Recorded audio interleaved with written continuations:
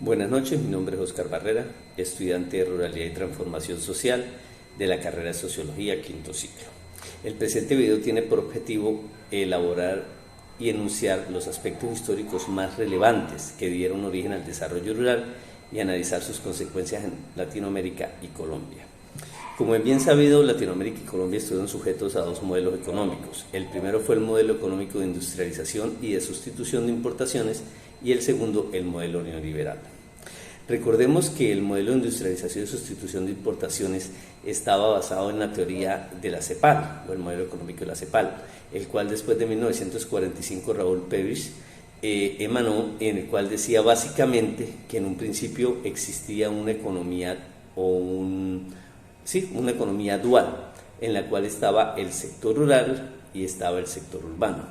Si bien la teoría daba como objetivo es que a medida que se desarrollaran los sectores, el sector rural iba a tender a ser capitalista, al igual que el urbano. Entonces eso iba a llegar a que se equipararan y hubiese progreso. Básicamente esa era la connotación de la teoría.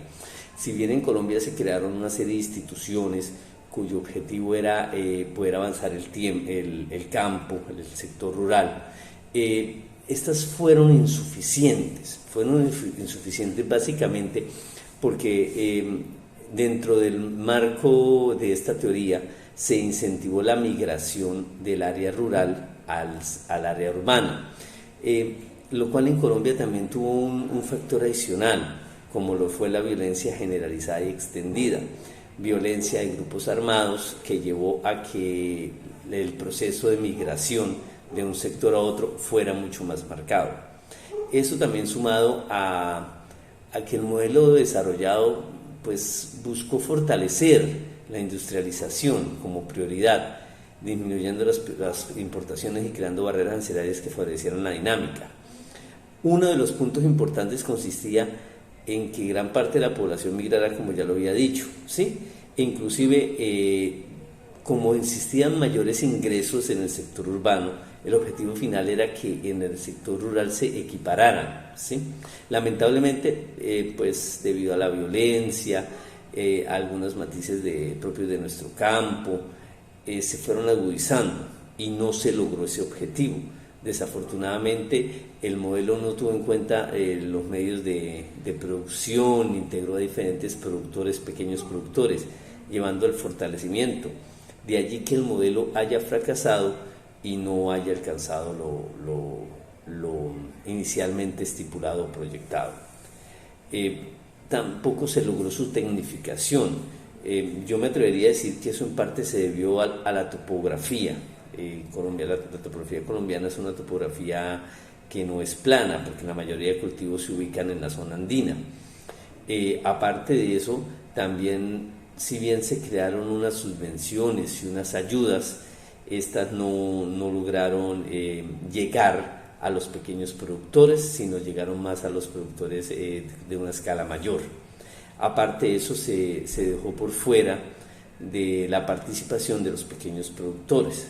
Entonces eso trajo un enriquecimiento de los grandes productores y un empobrecimiento de los pequeños productores, llevándolo casi a niveles pues según el análisis presentado, casi que a unos niveles de pobreza extrema. Luego, si bien se fracasa este modelo y empieza el desmonte, a finales de los años 80, llega un nuevo modelo que es el neoliberal, el cual básicamente lleva a la economía colombiana a un nuevo enfoque de capitalismo global, en el cual se liberan los mercados, es libre competencia, la menor injerencia de los estados, la menor regulación posible. Lamentablemente, si viene hacia el sector rural y agrario específicamente, hubo unas medidas de protección. Igualmente ellos se liberaron asumiendo que eran competitivos y que a nivel global iban a lograr un buen desempeño. Lamentablemente, nuevamente se presentan problemas, ¿sí? Los sectores productivos colombianos no eran lo suficientemente fuertes ni lo suficientemente competitivos. Esto en base a que Colombia es un país con unas condiciones geográficas que no nos facilitan el hecho de que nuestros productos sean económicos. Doy un ejemplo. Es más económico traer un producto desde China por vía marítima que llevarlo de Barranquilla a la ciudad de Cúcuta, por ejemplo. ¿Por qué? Porque normalmente hay que hacerlo por medios terrestres, los cuales encarecen, ¿sí? Encarecen. Si bien entiendo que durante el gobierno del presidente Juan Manuel Santos, hoy día expresidente, se diseñó un proyecto multinodal que quiera utilizar como fuente, digamos, por ejemplo, usted tiene un producto en la ciudad de Cúcuta, entonces por vía terrestre de la ciudad de Cúcuta hasta Gamarra, que era el puerto más cercano en el Cesar se tomaba un barco y por vía fluvial se llevaba hasta Barranquilla, y en Barranquilla se hacía el transporte, el traspaso a una embarcación marítima y se llevaba ya luego por mar. Entonces, si bien habían tres procesos, que era tierra, fluvial, marítimo, era más barato que llevar por tierra todo, por el costo de peajes, por el costo de combustibles, porque se necesita un conductor y una máquina por cada 52 toneladas. En cambio, las embarcaciones pueden llevar una cantidad considerable de tonelaje, lo cual nos podría hacer más competitivos, pero desafortunadamente en la actualidad de Moscoso tampoco se pudo desarrollar. Entonces, Colombia siguen siendo costosos los aranceles, si bien se están construyendo las vías 4G, no son vías aún terminadas y han tenido un sinnúmero de tropiezos como la Vía del Sol por el caso de corrupción de Odebrecht. Entonces realmente Colombia todavía dista de poder tener una infraestructura y de que nuestros productores sean competentes.